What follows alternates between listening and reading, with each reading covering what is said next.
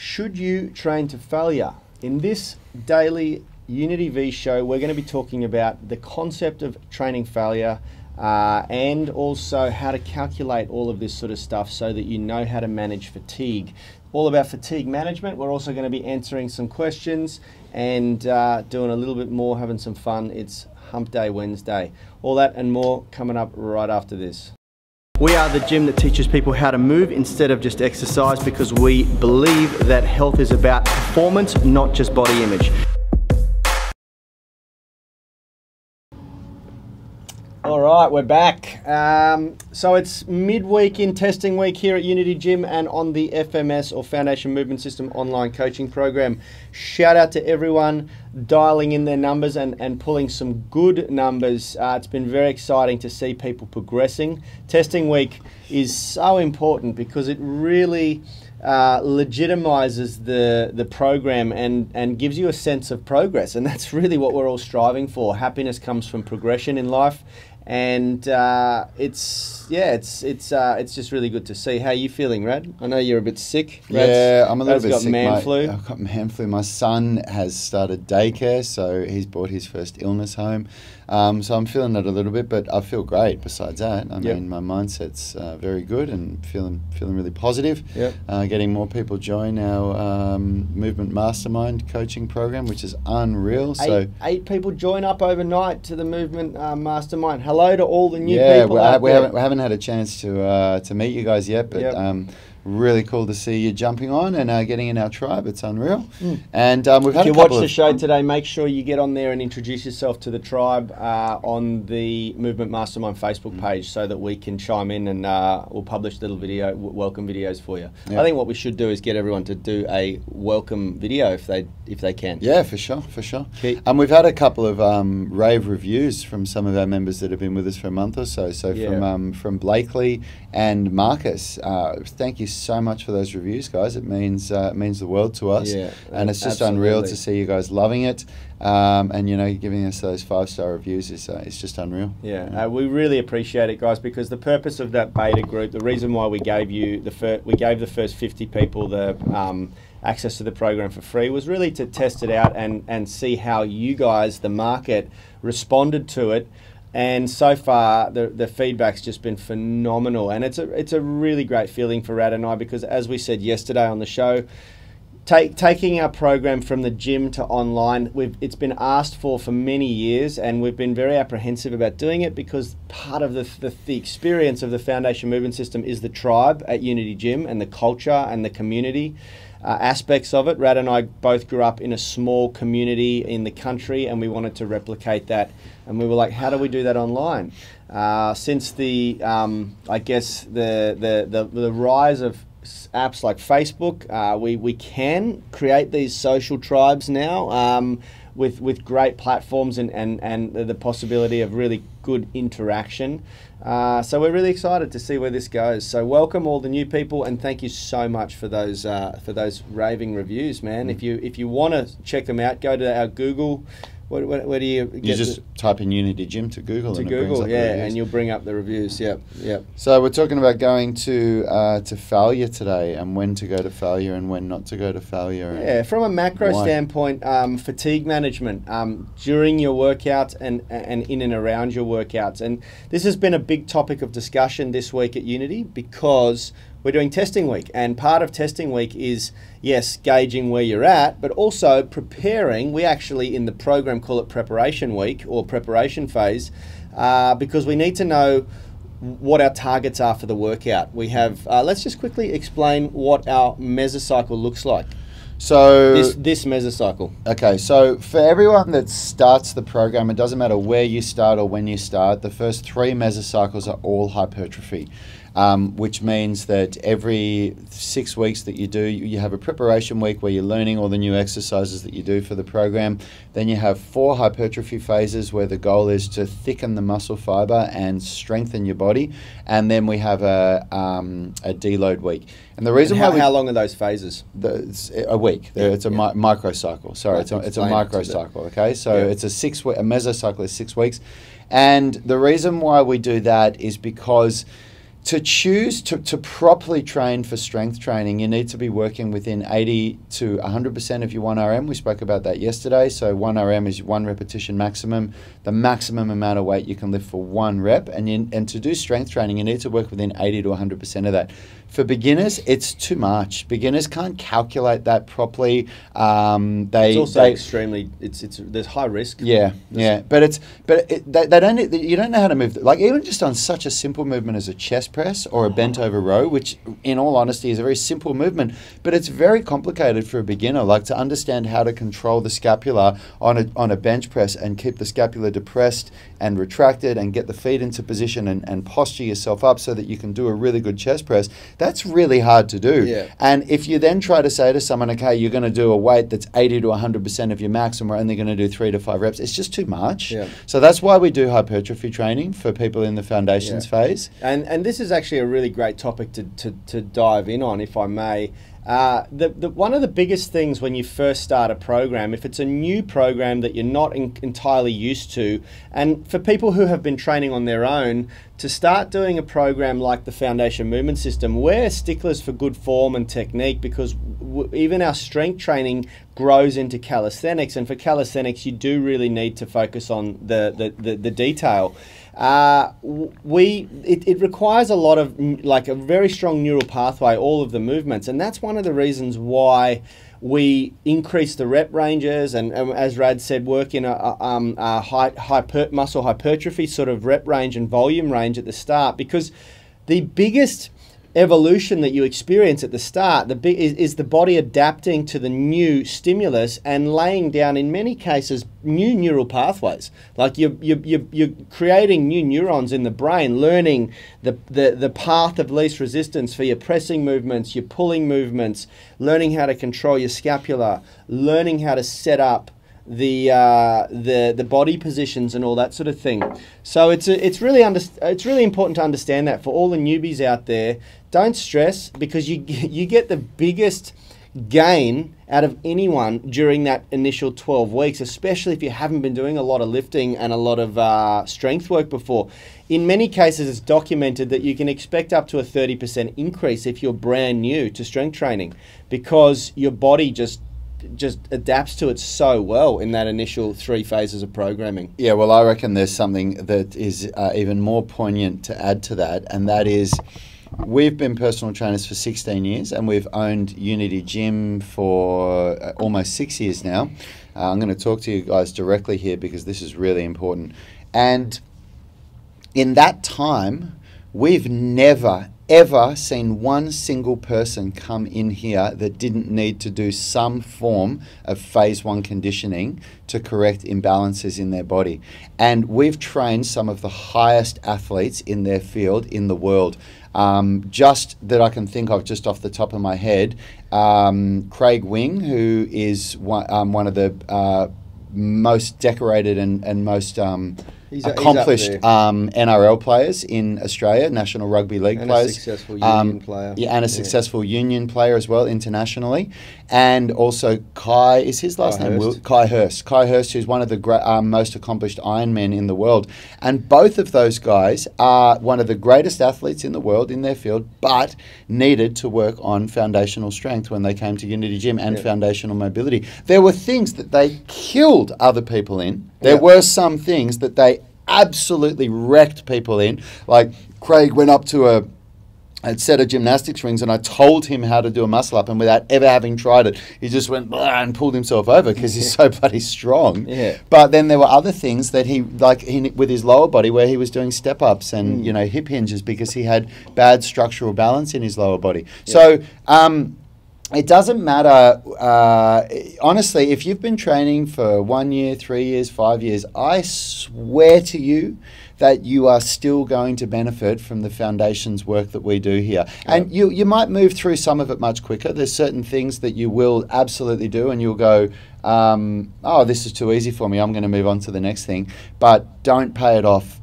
Stick with the process, work on your weaknesses, turn your weaknesses into strengths, and that's where the real room for growth is. Absolutely. And you will remove resistance in the joints and things like that. And it's a really great time during that foundations period to really nail in on your mobility training and flexibility training. And that's one of the very unique things. One of the big bits of feedback that we got from one of the guys, which is in one of the Google reviews that you can check out. You know, this guy had bought 4 programs before the Foundation Movement System, 4 digital training programs. Marcus, and, this is you. Yeah, big shout out, Marcus, because this is one of the areas that we're really proud of, is that we do focus so heavily on mobility and flexibility training, and not many other people do, because Marcus reckon he's purchased 4 other online programs and they didn't about calisthenics, and they didn't even mention flexibility in it. Yeah. So yeah, that's interesting. Thank you very much for mentioning that, mate, because that means a lot to us, because we've really doubled down on that, because the reality is, like, we all got to a point, and I came from strength and conditioning background. I was 8 kilos heavier than I am now, and when I went to calisthenics, I was so much stronger than Rad, and I had a similar experience to Craig Wing, where I could do muscle ups pretty much as soon as he told me how to do them. But I couldn't do any of the press handstand or any of the other movements because I was so locked up. My body was just tight and beat up, and I got to a point where I had a glass ceiling that I just couldn't get past on so many of the progressions because of my lack of flexibility. And I think it's so important in that initial phase, and probably even the first 6 months of your training age, to really hammer down on it. And it's where the strength of our program is, because the people that we have, like, you know, if you really want to sort of make this a black and white field with no grey, which obviously there's always grey, but just for purposes of what we're talking about now, we have 2 kinds of people that come to Unity Gym. We have people that respect the time it takes to get good and want to achieve, like, you know, they look back on the last 5 or 10 years of their lives and feel like, man, I just have not achieved what I wanted to with my training, and now I want to do something that works. And they do whatever we tell them to do. And then we've got the other kind of person, which is they want the results quickly, they want it now, and they're not willing to put the time in to actually get the real results. And that second person never lasts. They never do. And you know what? They're going to be on to the next thing next week, and they'll do that for 3 months, and then they'll be on to the next thing. And before you know it, and in 10 years, they'll be exactly where they are now, or worse. Or they'll go backwards. Yeah, and we've seen, and the truth is, you actually never stay where you are. You're only either moving forwards or backwards in life. So if you stay where you are in 5 years, you've gone backwards. Age will take you backwards. You've gone backwards, because if you didn't move forward over 5 years, that's going backwards. That is going backwards. Well, age has a tendency to take you backwards, whether you like it or not. Yeah, and if you've been a member of a big gym, you see those people all the time. You see those people that if you've been going to the gym for 2 years, and when you got there, they were, you know, a certain size, they were a certain strength, and they were a certain skill. And 2 years later, they're exactly where they were. They haven't improved on anything. And that's where the strength of the Foundation Movement System is, because we strip the ego right back, and we show you the stuff that you didn't know you had to do before to actually get the skill and be able to do these calisthenics and weightlifting movements. And, you know, we get people that come in. One of the things that used to blow my mind, it doesn't anymore because it happens so frequently, is people that come in and they say, yeah, I can squat, and, you know, and they get a barbell, and we don't even let people do this anymore because we saw it happen so much. They get a barbell and they warm up and they load it up with 80 kilos, and they do this squat where they barely even get their thighs parallel, their back rounds, their knees buckle in, and they just look, it's just horrendous, and we just go, oh, fuck. And we, you know, get them to understand the idea that the thing that they're missing the most is mobility, and the next thing that they're missing is knee stabilization and hip stabilization, and we work on the mobility and the stabilization, and then 3 months later or 18 weeks later or whatever. I'll go deeper and say that the biggest thing that most people miss in squatting is the period where they've explored the ideal, their own biomechanics and their ideal stance and the positioning of the body, because most people are different. Massive. And there are key areas of the body, like the ankle and the pelvis and the hips, that will govern how you can squat. And there's no one size fits all. You've got to go on a bit of self-exploration, and it's much easier to do that with a coach who can analyze and look at you and do length tension assessments and things like that. Well, the right coach, because what's really funny is when you get some people that come in that have trained with a coach or a trainer for a year, and they go to squat and they make and they spend like 10 seconds getting their feet facing dead forward, and then they go down and they do like a good morning, and where they get only, you know, halfway down and then come back up, but it's like a perfect technique of the wrong thing. Yeah. And I say, what are you doing with your feet facing forward? And they go, oh, that's what my coach told me. And then you spend a couple of minutes with them showing them where their legs go, and all of a sudden they go arse to grass, and they're like, is that how you squat? Yeah. Like, oh my God. Yeah, that's true. You know, there's always good and bad in everything. But look, I don't think that the mobility is the best part of the program. I think that the best part of our program, and we will finish on this quickly because we've digressed massively, is that we have a traditional strength and conditioning background. And so we don't throw people into calisthenics and gymnastics style exercise and movement straight away. We utilize very, very good aspects of gymnastic strength and calisthenics, which is isometric holds for the shoulder girdle very early on, but we use traditional strength and conditioning to prepare people for it, and I think that that's really unique because we have had that 10 or 12 years of experience before us pursuing our calisthenics journey, and I think that's the best part of the foundation movement system. The mobility is a massive bonus on top of that. Now, volume and fatigue management. Why don't we recommend training to failure every set and even every workout? Let's dive into that. Well, that's what we're meant to be talking about. Well, I love the example that I've used in the Ultimate Isometric Strength Formula, which is the free download that you can get. If you haven't got that yet, just click on the link and get your free copy, where it's the chin-up example. And I use chin-ups as an example because I think a lot of people can relate to it. Like, chin-ups are one of those movements where when you get to that point that you can't do anymore, you just can't do anymore. You just can't pull up. It's as simple as that. Even if you don't have good technique or whatever, like, you know, you just get to that point where you can barely even bend your arms. So if you could do 10 pull-ups and you couldn't do 11 if someone was holding a gun to your head, like 10 was the absolute maximum that you could do. If you did 10 pull-ups in your first set, if this was me, I'll use myself as an example. If I could do 10 pull-ups and that was it, and I did 10 in my first set, so I've gone to absolute failure, there is nothing that I could do to do another pull-up, and then I rested and tried to do a second set, I wouldn't be able to do more than 7. There's no way. I've tried this multiple times, and I remember when I was learning how to do pull-ups, I used to get so pissed off because I'd do 3 or 4 pull-ups in the first set, and then the second set I couldn't even do 2, and then the third set I couldn't even do 1, and I didn't understand this back then when I was learning. I wish I did. So if I could only do 7 in the second set, I wouldn't even be able to do 4 in the third set because you've gone to failure every single time, and when you go to failure, you cannot produce the same amount of strength in subsequent sets on the same movement. You just can't do it. So in that example, I would have done 21 repetitions. So my total volume for the pull-up is 21 repetitions. If, on the other hand, I did 9 reps on the first set, I've actually only gone to about 80 or 90% total exhaustion. I would probably be able to do 9 reps on the second set, and it might not be a clean 9 on the third, but I'd probably be able to do 9 on the third set as well. Now, in that example, I've done 27 reps, so my total volume in that workout is 27 reps versus 21.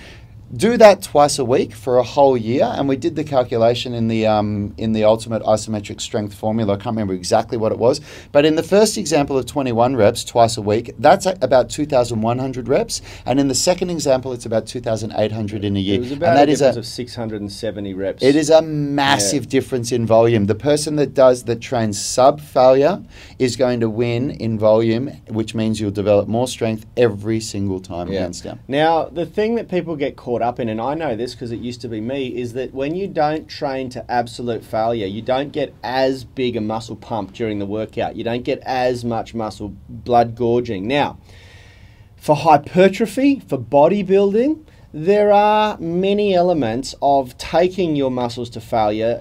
I mean, there's enough research to indicate that it is very important. It is one of the key elements for muscular hypertrophy.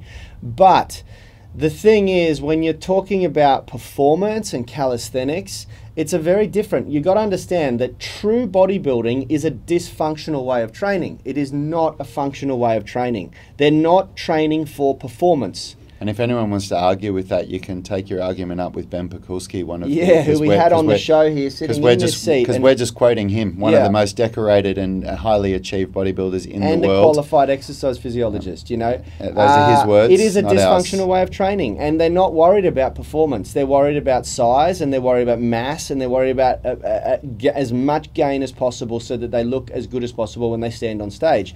But they're not worried about how their body's going to perform tomorrow when they come and they try and hold their body weight or perform at a really high level. It's a different style of training. Now, yes, we do train for muscular hypertrophy, especially in the first 12 weeks of training. We do definitely suggest that you take your muscles to failure, but it's got to be done very, very strategically. Yeah, what we usually recommend is doing the last set to failure. The last set to failure, because you have to understand, yes, you do want to capitalize, but good muscle hypertrophy programs capitalize on a bunch of variables, not just training failure. They've capitalized on total volume, they capitalize on total weight lifted, the intensity lifted, frequency of training, and training to failure. And you want to get all four of those. So if you train to failure and absolutely bomb your body on Monday, there's a very high probability that Tuesday's workout is going to be ridiculously shit or crap. And now how people work around that is they do training splits like upper body on Monday, lower body on Tuesday, which we even do too. But you've got to also understand on the macro, the effects on the nervous system, the effects on other things, the immune system, other things that are happening in the body. Yeah, when we used to do, I mean, Yanni did bodybuilding for a decade. I did bodybuilding for 1 year, and I only did Not professionally, just the way I trained. Yeah, just the way that he trained. Hypertrophy training, then we'll call it what it is. Yeah. I did it with him for a year, and the only reason I did it is because I'd never really done weightlifting properly before. I knew how to lift weights. I was a qualified personal trainer. I knew how to teach it, but I'd never done it myself. And I got out of the army, came back to training with Yanni, and I said, well, I better learn how to do this. I can't teach people. So I did it with Yanni. And there were many, many, many times where we would work out for 2 days and then we were so sore that the last thing you could even think of was going to the gym. Like, you just couldn't even think of it. Oh, yeah. And after leg day, I couldn't even climb the stairs to get back onto the weights floor. Yeah, and and we learned, for us, without taking steroids or anything that might assist with your recovery beyond, supplements, it wasn't good for us. We didn't enjoy it. We didn't. We were sore all the time. We developed injuries. We got really tired and tight, and that's when we started to develop the Foundation Movement System, where the whole philosophy is on consistency and frequency, not intensity, and we're getting way better results. Huh? Yeah, and the most important thing, I think, is that the majority of people that we used to train with like that aren't training anymore because they're either injured or it just felt like shit. And when your body's natural testosterone levels start to drop down with age, you just don't have the drive to murder yourself like that anymore. The guys and girls that in their 20s and late 20s, they looked like, I mean, Yanni and I are professional trainers. We've trained with some of the highest I mean, if anybody knows, if anybody's been following the Miss Universe, or what does Hattie compete in? Yeah, I think she's IFBB. IFBB. IFBB. Hattie Boydie. Hattie Boydell, who's a friend of ours and who trained at our gym with her coach Bass, Australian strength coach, for about a year. We've trained with and seen some of the highest achievers in bodybuilding and in that kind of category. And the people that were doing it 10 years ago that were friends with us, they don't look so great anymore now, and they've lost their desire to train, because training like that at that level is it's hard, man. Very, it's painful. very hard. It's uncomfortable. Anyone who's really hard trained to sustain for hypertrophy, you got to be a very, very highly motivated person to continue doing that for a long period of time. Because you beat your body up so badly, it's full on, man. Yeah, it's full on. And so a thing that some people love it. Some people love it, and kudos to you. Keep going, and I'd love to talk to you when as an old man and see how you're going, and I'm genuinely interested, because you watch documentaries like Ronnie Coleman's recent documentary on Netflix, and you just go, shit, like there is a certain afterlife to that, and most of the time when I've spoken to people, they don't enjoy it. Well, it's not. Yeah, I mean, there's that documentary out there, and there's our friend Ben Pakulski, who was on the show here recently.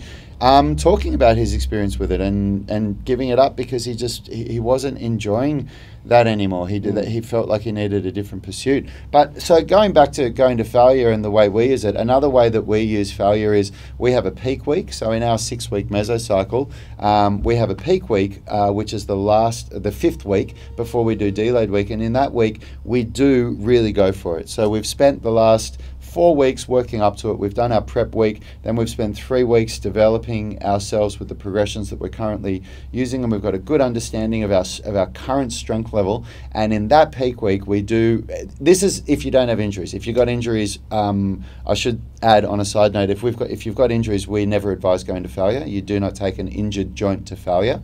And but in peak week we do, and then we deload, and we back it off, and we let our body recover. And on a macro level, the super compensation effect during that deload period. How are we going for time? Yeah, we're getting there. Sam Vlogs has said hello 3 times. Hey Sam, how you doing, man? Sorry, we didn't see you there. We had the laptop closed, mate. I closed my laptop intentionally because anyone that's been watching this show for weeks, you probably know that on the earlier episodes I was watching it like this. I was talking like this the whole time. It's very distracting. It's really distracting having a screen there and seeing ourselves, so I've got to keep it closed. All right, leave it open. We just need to learn to get over it because we do want to acknowledge anyone who interacts with us live. Yeah.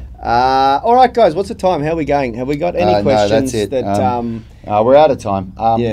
We do have a few people in the Movement Mastermind that have posted questions, but we've answered them all. Big directly. shout out quickly to Blakely. Yeah, Blakely's awesome little video there of you doing your LSIT progressions. I did comment on that. There's been a couple of good ones coming through that we've answered. I'm going to try and start doing video vlog answers to your questions, guys, because it's just easy and quick, and it creates you actually get to see me when I'm talking and answering. I think it's a good little format. So I agree. Give us a thumbs up or a like on those posts if you like that format. Otherwise, I'll go back to typing. No, it's good. It is better. It's a better way to do it. Anyway, that's all for today. Thanks so much for tuning in. Hope you guys learned something, and if you haven't done so already, if you want to know how to calculate your hold times for isometric strength training exercises in calisthenics, like the tuck planche or straddle planche, or like the tuck lever or the front lever or handstands even, then download our ultimate isometric strength formula. It's a free download, and I get started with that. Yeah, awesome, guys. See you tomorrow. We're going to be talking a little bit more about programming and mobility and where that all fits in, and we'll answer more of your questions. Yep. See you later, everyone. Take care. We are the gym that teaches people how to move instead of just exercise, because we believe that health is about performance, not just body image.